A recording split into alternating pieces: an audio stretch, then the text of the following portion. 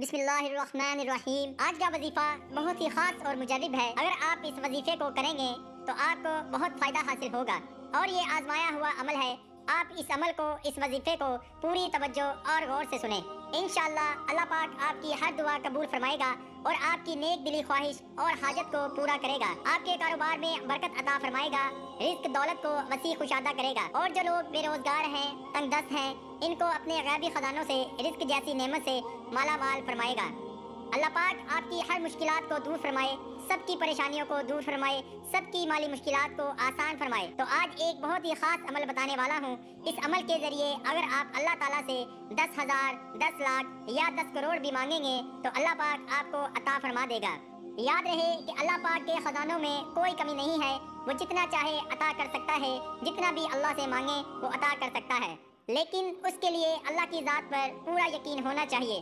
آج کے ہمارے عمل کو ہر مسلمان ضرور کر لے، کیونکہ ہر کسی کی یہ خواہش ہوتی ہے کہ اس کے رزق میں برکت ہو، اس کے رزق میں اضافہ ہو، اس کو اچھا گھر مل جائے، اچھی گاڑی مل جائے۔ اسی مقصد کے لیے ہر کوئی محنت کرتا ہے تاکہ وہ دولت حاصل کر سکے۔ یاد رہے کہ اس کائنات کی ہر طرح کے خزانے اللہ پاک کے قبضہ قدرت میں ہیں۔ اللہ تعالیٰ جسے چاہتا ہے اپنے خزانوں سے عطا کرتا ہے، اور اللہ تعالیٰ کے خزانوں سے لینے کے لیے کچھ ایسے ورد ہوتے ہیں، کچھ ایسے اذکار ہوتے ہیں کہ جن کے پڑھتے رہنے سے اللہ تعالیٰ رزق و دولت عطا فرماتا ہے۔ انہی اذکار کی وجہ سے اللہ پاک پریشانیوں کو بھی دور فرماتا ہے اور دولت سے بھی نوازتا ہے۔ آج کا ہمارا یہ خاص عمل کیا ہے اور آپ نے یہ کیسے کرنا ہے؟ آج کے عمل کی جانب آپ کو بتاتے ہیں کہ آپ نے یہ عمل کیسے کرنا ہے۔ اس عمل کے لیے آپ کو ایک کاغذ اور ایک پینسل یا پین چاہیے ہوگا۔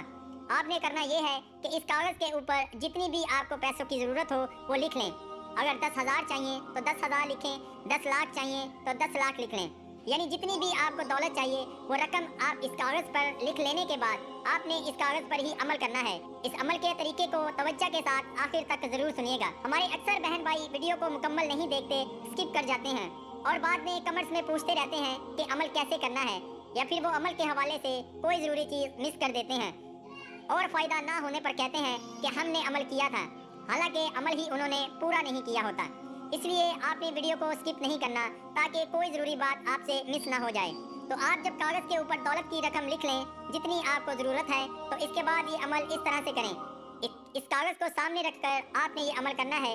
آپ نے کاغذ سامنے رکھ کر 5 مرتبہ بسم اللہ الرحمن الرحیم پڑھنا ہے، اور اس کے بعد آپ نے 5 مرتبہ استغفر اللہ پڑھنا ہے، اور اس کے بعد آپ نے 5 مرتبہ سورۃ کوثر پڑھنی ہے۔ اس طرح سے یہ عمل مکمل کرنے کے بعد آپ نے اس کاغذ کو لپیٹ لینا ہے اور اس کاغذ کو اپنے بٹوے میں، اپنے پرس میں یا پھر کسی ایسی جگہ پر رکھ دینا ہے جہاں پر آپ پیسے رکھتے ہیں، اور اس کاغذ کو آپ نے سنبھال کر رکھنا ہے تاکہ یہ کاغذ بعد میں آپ کو بآسانی مل سکے۔ بہتر یہ ہے کہ آپ اس کاغذ کو اپنی جیب میں رکھ لیں، کیونکہ اس عمل کو آپ نے صرف ایک بار ہی نہیں کرنا بلکہ آپ نے روزانہ اس عمل کو کرنا ہے، اور کم از کم آپ نے اس عمل کو 7 دن تک لازمی کرنا ہے۔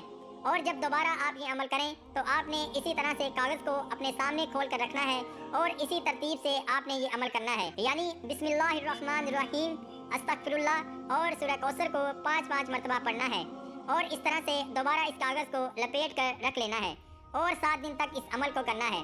اس طرح سے جب آپ روزانہ عمل کریں گے اور اللہ تعالیٰ سے اپنے لیے دعا مانگیں گے، تو اللہ تعالیٰ سے دولت کا سوال کریں گے تو انشاءاللہ وہ ذات آپ کو ضرور دولت سے نوازے گی۔ یاد رہے کہ اللہ کے خزانوں میں کسی چیز کی کمی نہیں ہے، بس کمی ہے تو ہمارے مانگنے میں ہے۔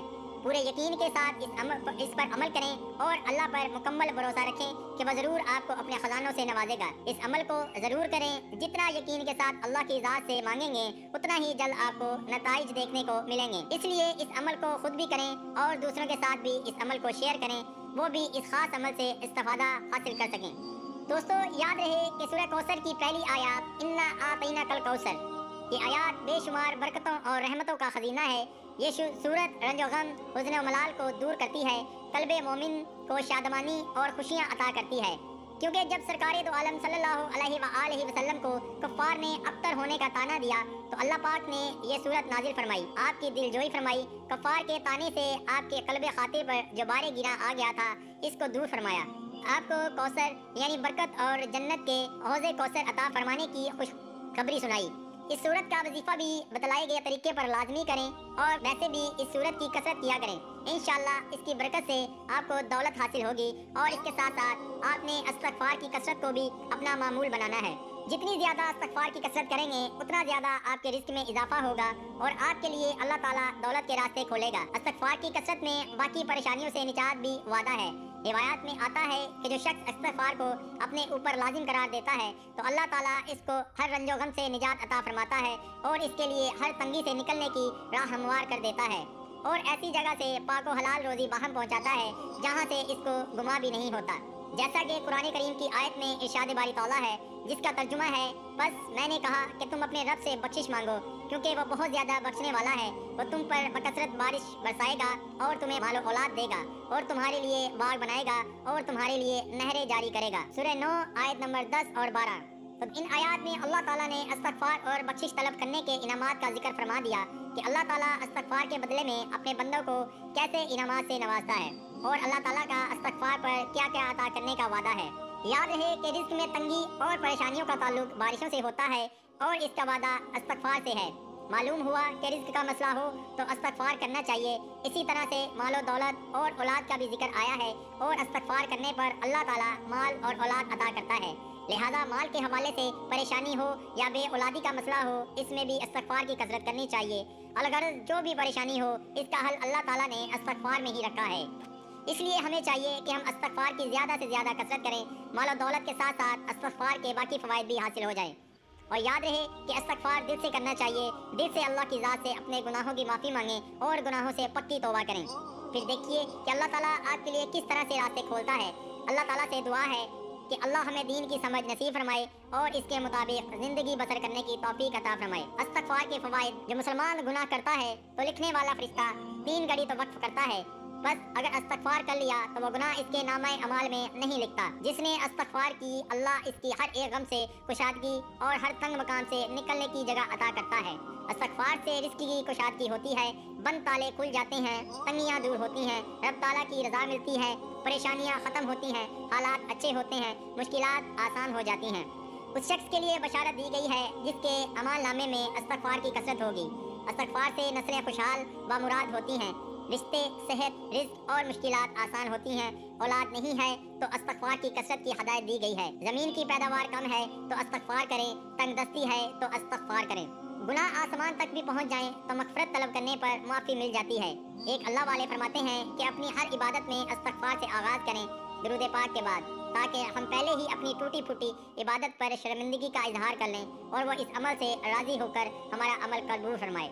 हमें इस्तगफार की बहुत ज़रूरत है। जब आप सल्लल्लाहु अलैहि वसल्लम की ज़ादे अक़दस रोज़ इस्तगफार की कसरत फरमाते तो हमें तो इसमें कोताही नहीं करनी चाहिए। आइए आज की महफिल का आगाज़ इस्तगफार से करते हैं और रब को राज़ी करते हैं।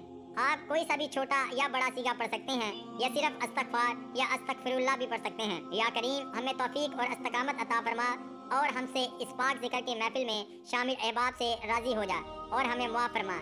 आमीन सुम्मा आमीन। आज की वीडियो को, इस वजीफे को ज़रूर शेयर करें।